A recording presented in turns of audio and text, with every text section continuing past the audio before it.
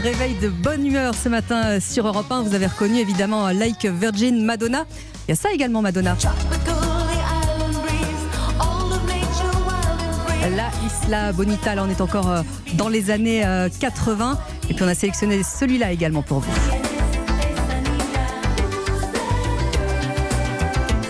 Parce que c'est un peu la question qu'on va se poser. Who's that girl? Qui est cette fameuse Madonna dont on a appris qu'elle repartait donc pour une tournée mondiale? On l'a connue en 83, 40 ans et 13 albums plus tard. Elle s'offre donc cette tournée. Bonjour Catherine Schwab. Bonjour. Rédactrice en chef à Paris Match. Évidemment, les billets se sont arrachés. C'est pas une surprise, hein? C'est un peu une surprise à mon avis, car je ne sais pas si vous avez regardé les prix, mais même pour un public qui est à l'aise, ça fait assez cher.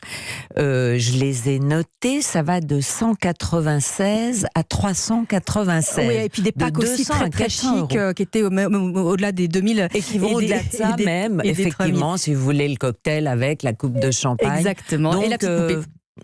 On se demande en période de crise à quoi elle pense, parce que son concert précédent qui était Madame X était à entre 80 et 300 euros, ce que je trouvais déjà assez cher. Assez onéreux, ouais. Et maintenant, elle y va franco. Elle y va franco 200 sur à 400 le euros, porte-monnaie. C'est juste de la folie. Alors, qu'est-ce qu'elle symbolise, Madonna? On disait en préambule, Who's that girl? Qui est Madonna en fait?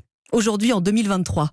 Alors vraiment, Madonna, c'est le phénix qui renaît de ses cendres et toujours différente.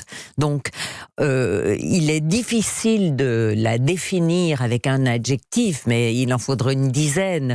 Ce qui est sûr, c'est que c'est une provocatrice, mais une femme lucide, une femme libre, une scandaleuse, une artiste extraordinairement douée, très talentueuse. Elle réussit à créer des mélodies qui s'impriment, à avoir les bonnes personnes autour d'elle et à lancer des modes également. Ah bah oui.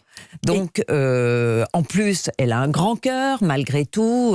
On parle beaucoup d'Angelina Jolie qui met de l'argent en Afrique et tout. Mais Madonna, qui a adopter ses enfants au Malawi, ne la ramène pas quand elle fait des dons, qu'elle crée des écoles. Elle est plus discrète. Elle est beaucoup plus discrète. Elle n'est pas à l'UNESCO, ok, mais elle met énormément d'argent dans ce pays. Et grâce à elle, vraiment, il y a eu des hôpitaux, des dispensaires, des écoles.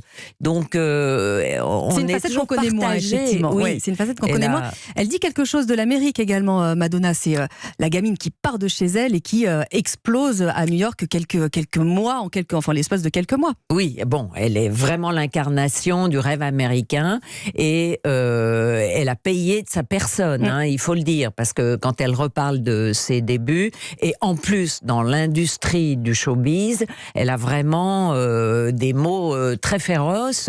Elle s'est fait violer, d'ailleurs jeune, elle raconte qu'elle s'est fait violer sur un toit de New York, bon.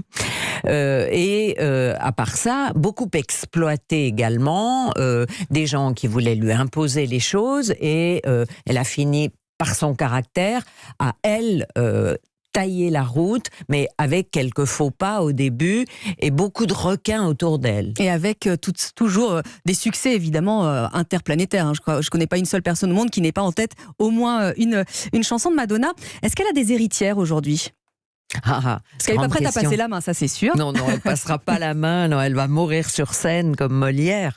Elle a 63 ans, elle a inspiré au moins 3 générations, je dirais, d'artistes, à commencer par Britney Spears jusqu'à Lady Gaga et encore aujourd'hui. Mais je crois pas qu'on peut considérer celles qui vont venir comme ces dauphines.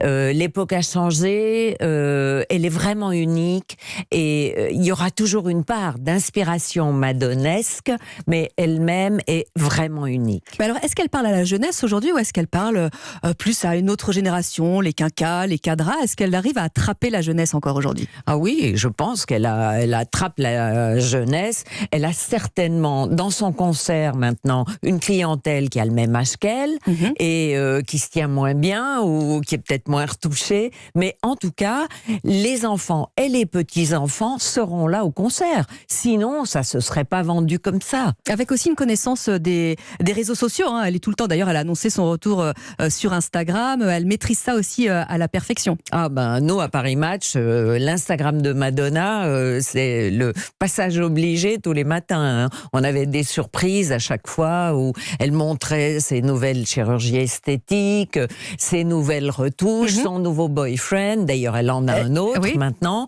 Ala Malik, elle l'a laissé au bout de 3 ans. Elle a pris quelqu'un d'encore plus jeune, qui a 2 ans de moins que sa fille Lourdes. Mais il faut dire que elle a, en vue du concert, nettoyé complètement son Instagram, c'est-à-dire qu'il n'y a plus que l'affiche du concert, et comme si elle voulait réapparaître comme une artiste et rien d'autre. Et qui va revenir sur le devant de la scène. Vous, Catherine Schwab, quelle est votre Madonna préférée ? Ouf. Je pense que je l'ai beaucoup appréciée à l'époque de Jean-Paul Gaultier.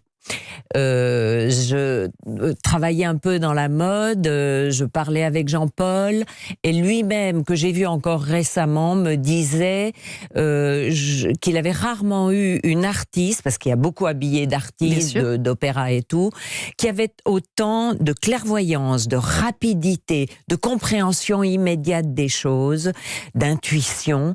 Donc, je trouve que là, elle était en pleine possession de son savoir de chanteuse, de compositrice, de manageuse et de top modèle, parce que elle s'était sculptée un corps. Absolument, d'athlète et de danseuse. Souvenez-vous du corps qu'elle avait dans Recherche Suzanne désespérément, où elle avait 20 kilos de plus. Vraiment, c'est une self-made woman. Et ben on terminera là-dessus. Merci beaucoup Catherine Schwab, rédactrice en chef à Paris Match.